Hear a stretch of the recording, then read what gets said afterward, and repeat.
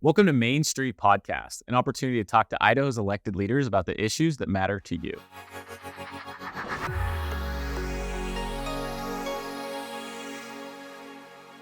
Hello, and welcome to Main Street, Idaho. We are very lucky today to have Representative Chenele Dixon with us, District 24 out of Twin Falls, right? Yes, so Twin Falls County. So it's the rural part of Twin Falls County, and then Gooding and Camas counties. And you had to add that because your kids, like you are in the school board, you're over the school foundation for, is it which school? Kimberly. Yeah, so I'm the president of the Kimberly School Foundation. Yeah, all right. Okay, so we've got a lot to cover today. But first, we got to figure out who you are, right? Okay. You're a first-term representative in the Idaho House. Yep. How you feeling about it? It's great. It's great? Yeah. You're happy? I am. You may come back for a second term? I am coming back, yes. That's my plan. Tell us a little bit about your family. Tell us about how who are you? Okay, well, Chenele Dixon, Uh-huh. and we live in Kimberly. My husband grew up in Twin. He's a fifth-generation Idahoan. I actually grew up in Phoenix. Oh, really? Yep, but we got back here as soon as we were done with all our training and schooling and raised our kids in Idaho. We have two girls, and they're both grown, both married. We have one granddaughter that just started second grade. Wow. They're kind of far away right now. So our oldest daughter lives in San Antonio with her family, and our youngest daughter and her husband are in Knoxville, Tennessee. Wow. But we're hoping that we see everybody come back this way. Yeah. So my background is in education. I have an English teaching degree, and I did my master's in education. And then about 4 or 5 years ago, I went and got a real estate license. So I'm a licensed realtor. My husband's a physician. And I've always tried to be involved in my community and doing community service. I ran the Music Fest for CSI, College of Southern Idaho, for quite a while, which is a music camp for 12 to 18-year-olds. And so I would coordinate that. I'm not musically inclined. My kids are. Oh, that's neat. I'm not musically inclined, but I can organize. And so they asked me to be the director, and I would bring in the music teachers, and we'd have 100 to 110 youth come for the week, and then we put on a big concert at the end. I've been involved in the Republican Party for a long time. And I started off, I actually ran to be on the executive committee for the Twin Falls County Republicans. And then I ran for precinct committee person. So I did that for a long time. And I was the secretary for our county. And then I was our state committee woman. Wow. So, and then I helped on a lot of campaigns. And it was good timing. It's always about timing, right? And so our kids were grown. My husband had actually changed jobs, and he can come with me to Boise. Oh, really? He can work from Twin or from Boise, which is really nice. That is nice. And then with redistricting, there was an open seat. And so I put my hat in the ring. Yeah. And was the campaign process as stressful as it sounds? It's a little stressful. I mean, it's a lot of work, but I kind of enjoy it. Mm-hmm. And it's fun to get out there and, just meet a ton of people. And we knocked a lot of doors and, held some town halls, and we'll do that again. But I've met, obviously, a ton more people since being in the legislature. So a lot of people that you've got to know, and a lot of people you probably still need to get to know. Oh, yeah. Right? Absolutely. As you're out meeting with people, what issues are they telling you that they care about? Well, I think most people care about their roads. Yeah. They don't like the potholes in the roads. They want smooth roads. They want low taxes. They want good schools for their kids. And, the things that government actually does play a role in. Yeah. So maybe not the super controversial stuff. Yeah. But stuff that matters. Yeah. Stuff that matters in people's day-to-day lives. I think most people are, they're just trying to provide for their family and live and work and play in Idaho and just make a good life for their family. And so they're concerned about things that help them do that. Yeah, I think that's a really interesting point because like a vast majority of people, politics is not their life and it's not necessarily their passion. And most actually hate it.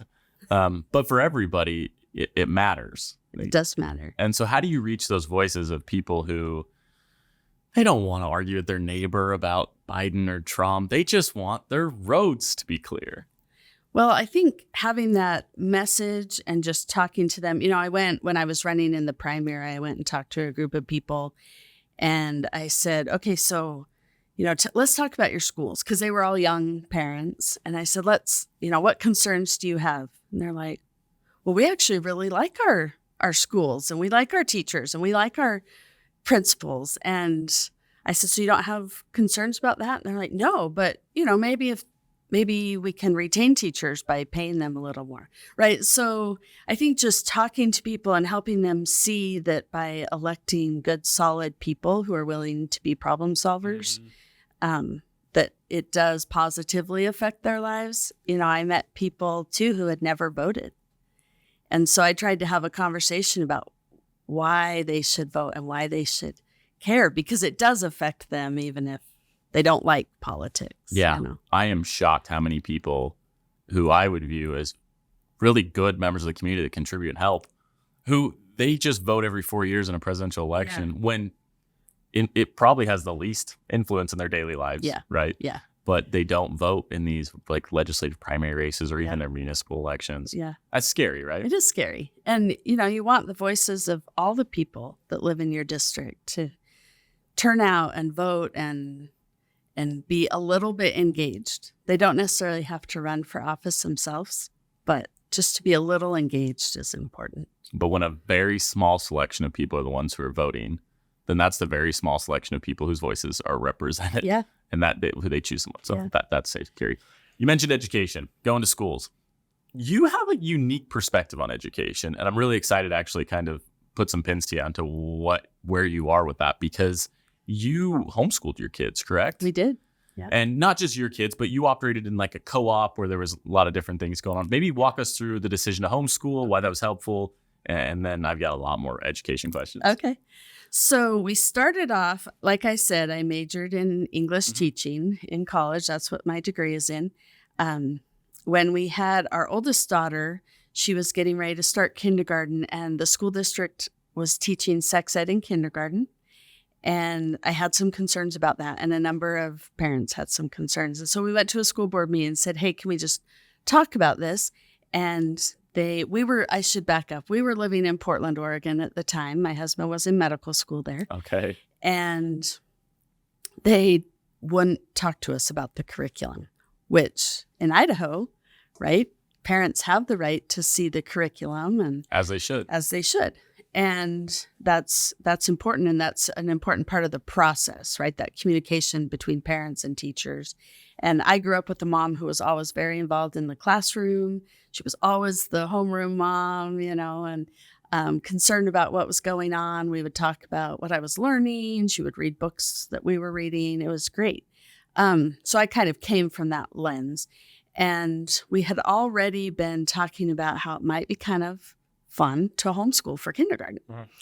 And when the school district wouldn't have a conversation, we decided to try our hat at homeschooling. Yeah. And we loved it. And it was so much fun. And then the next year, and we knew we were moving because then my husband was graduating from medical school and we were going on to residency.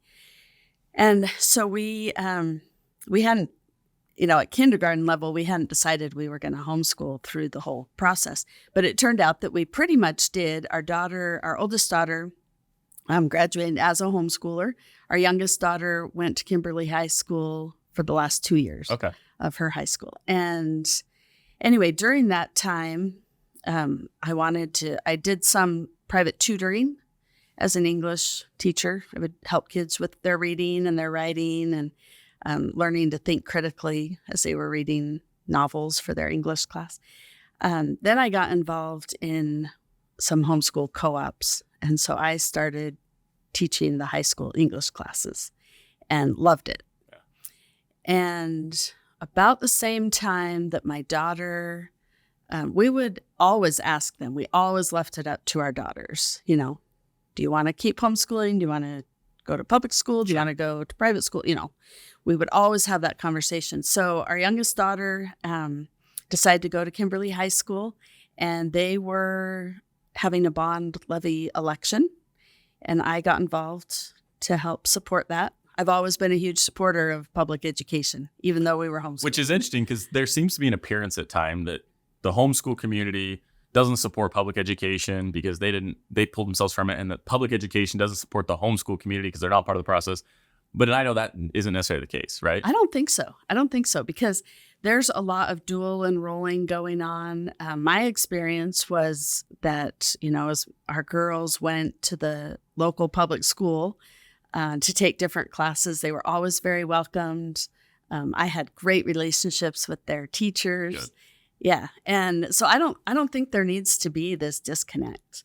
But anyway, so I got involved in helping with their campaign for their bond levy. And, I was putting signs out and I was calling people and knocking doors with this group of parents. And anyway, that passed. And after that passed, I was approached by some people at the school district to be on the foundation, the Kimberly School Foundation. And it's been great. I've done that since 2016, and I've been the president for the last 4 years, I think. And so basically what the foundation does, and it varies from district to district, but the Kimberly School Foundation raises money for scholarships. Oh, perfect. For Kimberly graduates. Yeah, that's great. Yeah. And so we've given out to date about $100,000 in scholarships. Wow. And yeah, we go to the football games and, we do our fundraisers. It's a great. Which is really important because in the legislature, education eats up a lot of time, as it probably should, because it's so important. We had this last session, the topics of the day were choice, voucher, whatever you want to call it. So how did you feel when these education topics come up? How do you wrestle with them as a mother who homeschooled, as a strong advocate of public schools, wanting to get teachers paid more? Where are you at with education policy?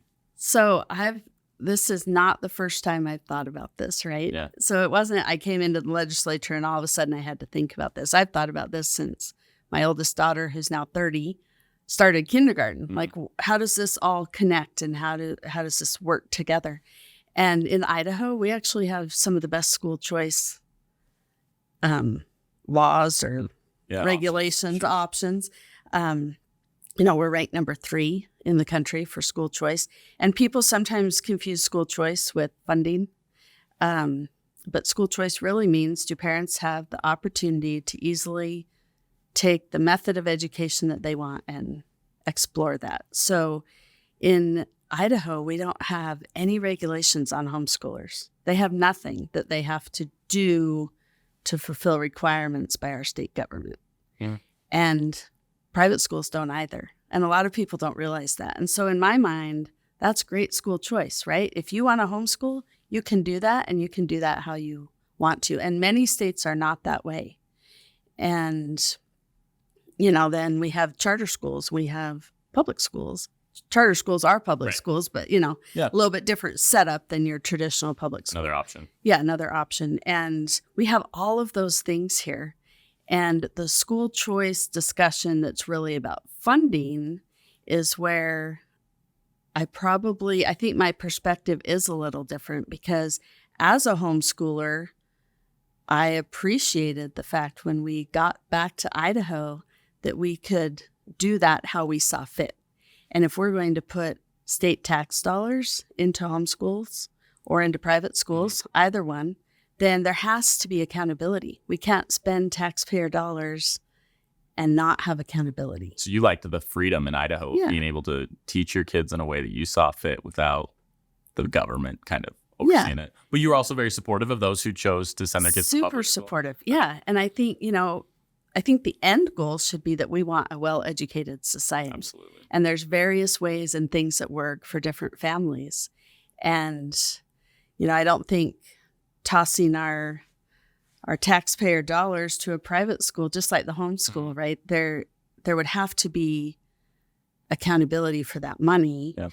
And I think down the road, what you would see is that those private schools didn't have the same opportunity to maybe teach in the way, or bring certain, maybe they use the Bible, right? Maybe it's a private Catholic school and they use the Bible as part of their curriculum. Sure. Would that be in question if they started having state money? Probably. Maybe. Yeah.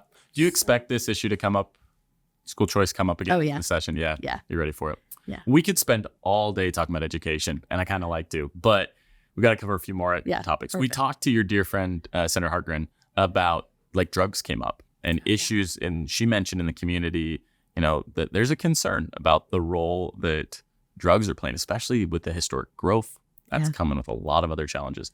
You recently wrote an op-ed about fentanyl and kind of in opposition of it. Yeah. But you brought up what a concern is and how we probably should put more of a focus on it. Yeah. What are you seeing? What is your perspective with fentanyl?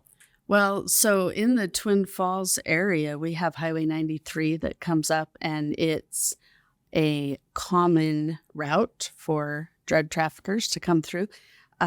Most of them, though, don't want to come to Idaho, drug traffickers. Like there's recordings of voicemails and emails from drug traffickers saying to people who are trying to get them to come to Idaho, no, because you guys have mandatory minimums for drug traffickers, but we don't for fentanyl.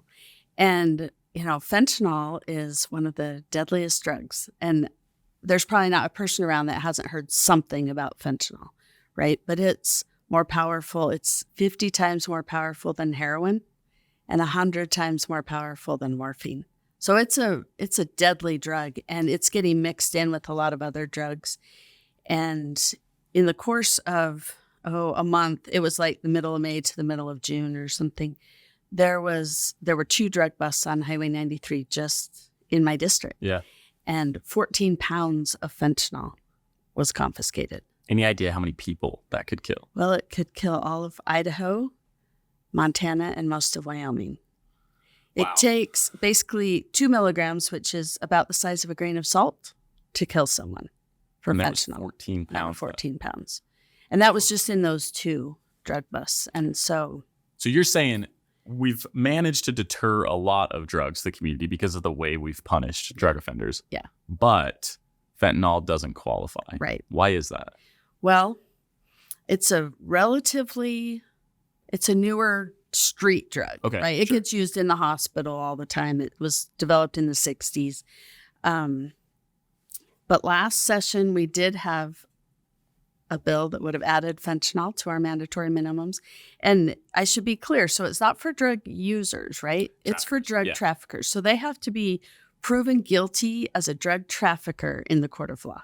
Okay. And then if they're proven guilty, these mandatory minimums say, well, you're going to prison for this minimum amount of time. No matter what. Yeah. If you've gone through the whole court process and been found guilty of drug trafficking.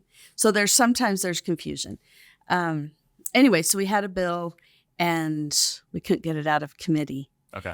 We'll bring it back this session. I've been talking to a lot of legislators and just trying to help educate them on what this really means, what the mandatory minimums actually do, the dangers of fentanyl. It's contributing to a lot of deaths. And I think the CDC said that about 44% of drug overdose deaths in the United States, and Idaho's about the same, were fentanyl related. Wow. That's a lot. Where's the law enforcement community at with the legislation? I think they're in favor of it. Support it. Yeah. Yeah. And in conversations with, policemen and our prosecutors, they're very much in favor of it. And they know that the mandatory minimums we do have helped to deter. Yeah. So if somebody out there is listening and they have a reaction like me when they hear about how impactful this is, what can they do to help this legislation get across the finish line? Well, I think they can contact their legislator and say, hey, this is important. And, we had a big campaign in Idaho, Fentanyl Takes All. Mm-hmm. And there's a website and there's some personal stories on there from people who lost their children to fentanyl. I think a lot of it has to be education. Yeah. Because, we just hear, fentanyl, but we think, it's not going to affect somebody that we know. Sure. So I think if people can educate themselves and then just reach out to your legislators. Which is crazy how easy it is because like your email and phone number is online. They just have to Google your name. Yeah. And like the first one that comes up is the the state's directory. Yeah.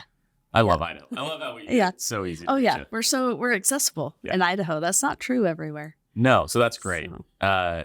This is a sad topic. It's an unfortunate topic, but it's an important topic. It is. So let's try to liven things up a little bit. Okay. What do you think? Perfect. What are some good things happening in the legislature? What are you happy about? Your first term, your first session, I should say. You got it under your belt. How do you feel about it? What were some like really good things that you can walk away and say like these It were was wins? good. So I think our property tax relief bill, that was a big deal. Yeah. And people will see that on their Like soon. in November, sure. when they get sent out, people are going to notice. It'll be noticeable. And, it doesn't mean that their property value hasn't gone up depending on, how their neck of the woods is, but they will see a decrease in their property taxes. And that's a really big Especially deal. when so many people have been dreading looking at that. Yeah. And it's been such a just kick to the teeth when people have looked at what that's coming. Yeah. And now we've kind of switched the narrative, which I think is great. Yeah. Property taxes. Good thing for us to look forward to. What else? Let's see. I think we did some good things with education. Yeah. I think we started as a state taking responsibility for the buildings. And we got some great raises for teachers and certified staff. I think that funding, it's not a one and done, right? Mm-hmm. We have to keep looking at that and making sure that we're making our schools and our teachers whole. There's a lot of turnover in teachers right now and certified, just all the staff in the schools, and pay has a lot to do with it. And so if we can just help, that'll help our education as a state.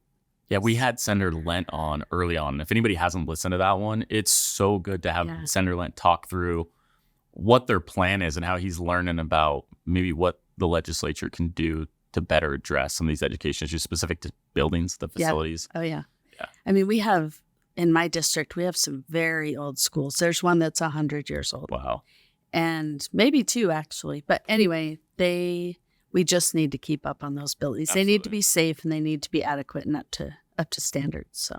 So now that you've had a little experience with your first session, other than the fentanyl bill, what are some projects you're really hoping to bring forward in the coming years? Oh, well, I'm working on some stuff with counselors. Okay. And the counselors brought it to me. Mm-hmm. And I think that's important. I try to, even in this last session and moving forward, as I hear about things, I try to talk to the people it's going to affect, right? Because the people that sit in the Capitol don't know everything about every industry. So when we reach out and we listen to the needs of these different industries and the people that work in them, I think that's really helpful. I agree. So I'm working with them on something. I had some people reach out to me about some things that would affect counties. And so I'm just talking to people about that and seeing what we might be able to do and see if we can solve this maybe small problem, but important.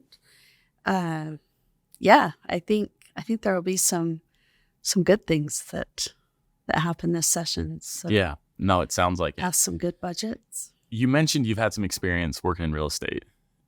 As you've seen firsthand then the historic growth that's happening in this state. Yeah. And it doesn't seem to be plateauing in terms of lots of people coming in, home prices skyrocketing. What are you seeing in that space? So it has slowed down in the Magic Valley a little bit. The prices haven't slowed down, but the buying has slowed down. And I think it's because we've seen interest rates go up. Right? When people were paying 2.5%, that's a lot different than 8%. So people have kind of pulled back a little. I think smart growth is important. I think the state, the counties, the cities, we can all work together to kind of plan ahead. Uh-huh. We know, or we expect, that Idaho is going to continue to be one of the fastest growing states. So we can make some plans. And, like the third crossing in the Magic Valley, if you've heard of that, it's important because we see all this traffic. In Twin Falls City, the population doubles every day from people coming in to Twin Falls from outside. Because they're coming in on those two routes.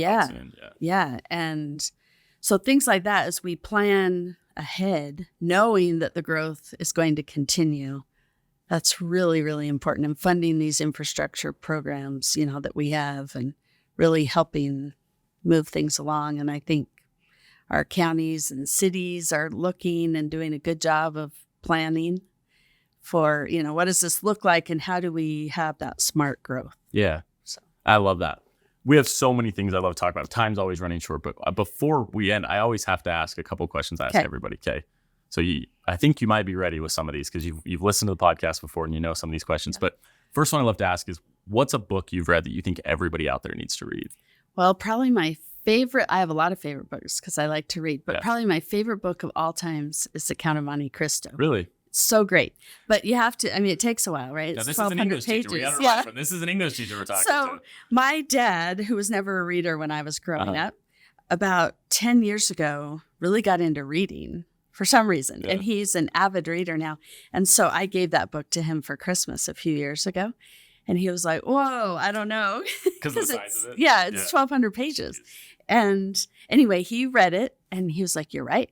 That was one of the best books ever. But there's a movie. You can just watch the movie, right? Yeah, but it's not the same. And even the ending isn't the same. Oh, really? Yeah. Okay. Anyway, it's just beautifully written. And then it makes you think, it's one of those books that has kind of some of those everyman topics, right? Yeah. That you can think through. And but I recently read one called Think Again.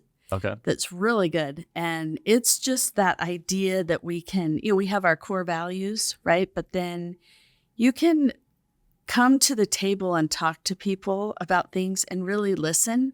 And sometimes you might find that there's another way to look at things. And that's okay. And that's healthy. And that's what we want. That's what we want. And that's what our society needs. So that was a great book. It is what our society needs, but it's so dangerous in politics to say you're changing your view or your perspective, right? But if we get more comfortable saying I've learned more and I'm ready to look at this different, it might be helpful. I think like Spencer Cox, the governor down in Utah, came out with his initiative, Disagree Better. Mm-hmm. And that's kind of the whole idea of that, of let's just listen to each other, come to the table and listen. And then we can actually solve problems. Oh, that's perfect. So, yeah. Now, best place to eat in your district? Oh, well, that's a little touchy, 'cause I know we got favorites. We don't.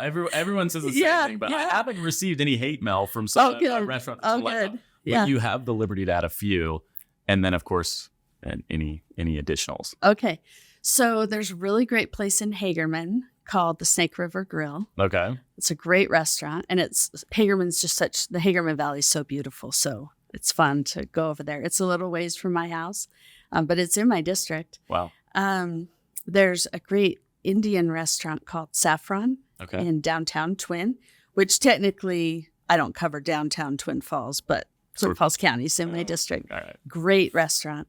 And they, it's pretty spicy, so you have to like some spice. But yeah, those two are great. And they're, I don't know, all over my district, there's a lot of good restaurants. Good save. Yeah. So if you got left off the list, she meant to add you. Yeah. You've been in politics for a little while. You've volunteered. You've been actually in the party. So is there a favorite political leader that you have and kind of look up to? Your friend, Senator Harkren, talked about Sandra Day O'Connor being somebody that she looked up to and how her biography being something that shaped her life. What about you? Oh, I've always liked Ronald Reagan. Yeah. And, I was a little kid. I was pretty little when he first ran, and I just loved him. Like, I was just drawn to what he had to say, and I go back occasionally and read some of his speeches, and just classy. So something on your bucket list, if you haven't been yet. Last week, I went to the Ronald Reagan Presidential Library in the Simi Valley. Yeah. Incredible. Oh, yeah. Absolutely I would love to go. I haven't been. Yeah. Yeah. I left very moved. So you must do that. Yeah. Well, Representative, we started learning about your background, learned about your experience with the Portland School Board and how that shaped your views on education. You knocking doors and learning about the people in the community really care about the things that matter to them, which are the roads being clear. And we've covered everything from the drug crisis all the way to favorite books and restaurants. Last thing you want to say to anyone out there who might not be very civic-minded, that doesn't vote, or just kind of stumbled upon this podcast? Well, I would say, like we talked about earlier, it's important to vote and try to educate yourself. And certainly everybody has friends that vote, right? So if we can just bring our dialogue, make it a little broader, but that's such a right we have in this country that other people want around the world, and we shouldn't take it for granted. And a right that some very special people paid for. Yeah. So we thank them, and we definitely thank you for being on here. Oh, happy to This be has here. been so Thanks. fun. Yeah. We're definitely going to have you back after you've solved some of these problems for us. Sounds great. Okay, thank you so much. Yeah. Appreciate it.